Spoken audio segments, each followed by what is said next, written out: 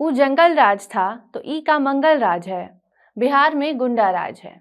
ये कथन राबड़ी देवी का है और इसी कथन को सच साबित करते हुए 20 मिनट में 2 करोड़ की लूट की खबर सामने आती है। बिहार के समस्तीपुर में रिलायंस ज्वेलरी शोरूम में 2 करोड़ रुपए के गहने की लूट हुई है और इसके बाद एक बार फिर से बिहार सरकार पर सवाल उठने लगे हैं। पूरा मामला क्या है आपको हम बताएंगे। बिहार में एनडीए की सरकार बनने के बाद ऐसा क्यों कहा जा रहा है कि यहाँ पर अब जंगल राज नहीं बल्कि महाजंगल राज का उदाहरण बीजेपी पेश करने में लगी हुई है। कभी कोई डॉक्टर को पिस्तौल और बंदूक दिखाकर धमकी देता है, गाली देता है, तो कहीं बंदूक की नोक पर करोड़ों की लूट हो जा रही है। अब नमस्कार, आप देखना शुरू कर चुके हैं द क्लियर कट और मैं आपके साथ वंदना। बिहार में जब महागठबंधन की सरकार थी और लूटपाट के मामले सामने आते थे तो उस दौर को जंगल राज का नाम दिया जाता था।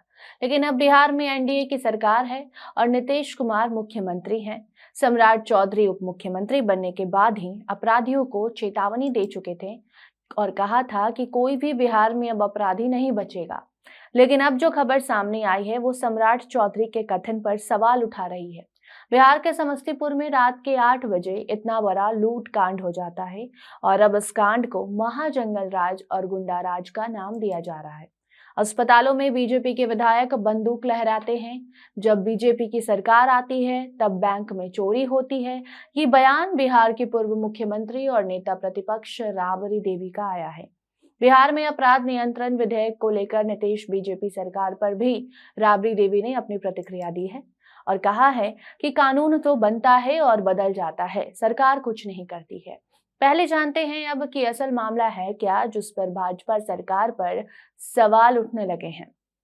तो बुधवार रात के करीब 8 बजे बिहार के समस्तीपुर के मोहनपुर रोड पर मौजूद रिलायंस ज्वेलरी शोरूम में डकैतों ने जमकर लूट मचाई। अपराधियों ने 20 मिनट तक रिलायंस ज्वेलरी शोरूम में लूट की घटना को अंजाम दिया और करीब 2 करोड़ रुपए के गहने लूट कर फरार हो गए। घटनास्थल पर आईपीएल क्रिकेटर अनुकूल राय के पिता भी मौजूद थे। सुधाकर राय से भी 6 लाख रुपए अपराधियों ने लूट लिए। सुधाकर राय पैसे लेकर ज्वेलरी शॉप में गए थे ज्वेलरी खरीदने। अनुकूल राय के पिता सुधाकर राय ने एक रिपोर्ट में खुद बताया है कि वो गहने लेने गए थे, जिस दौरान पिस्तौल लिए 2 बदमाश अंदर घुसते हैं और वहां के स्टाफ के साथ साथ सुधाकर राय पर भी बंदूक तानकर उन्हें सीढ़ी वाले कमरे में बंद कर दिया जाता है। जिसके बाद 5 और बदमाश अंदर आते हैं और सबका मोबाइल लेकर फेंक देते हैं और 15 से 20 मिनट में वारदात को अंजाम दिया जाता है और उसके बाद बदमाश वहां से फरार हो जाते हैं। इतना ही नहीं बल्कि अपराधियों ने 2 करोड़ से ज्यादा की लूट की और उसके बाद इस लूटकांड को अंजाम देने के बाद बाहर निकले और शोरूम को बंद कर दिया। शोरूम का जो शटर है वो बाहर से गिरा दिया और वहां से भाग गए। इस घटना पर इलाके में अफरा तफरी मची तो मामले में समस्तीपुर के एएसपी संजय पांडे ने बयान दिया है।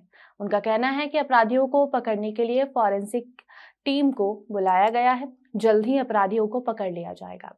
हालांकि खबर लिखने तक अपराधियों की गिरफ्तारी की कोई भी जानकारी नहीं आई है और इसी देरी और अपराधियों के हिम्मत को लेकर एनडीए सरकार पर सवाल उठाए जा रहे हैं और पूछा जा रहा है कि अगर ये वारदात कुछ महीने पहले हुई होती तो इसे जंगल राज का नाम दिया जाता। अभी भाजपा के सरकार में जब ऐसी घटना हो रही है तो इसे क्या महाजंगल राज का नाम दिया जा सकता है, क्योंकि रात के सिर्फ 8 बजे थे और 8 बजे अपराधी घुसते हैं और इतनी बड़ी वारदात को अंजाम दे देते हैं।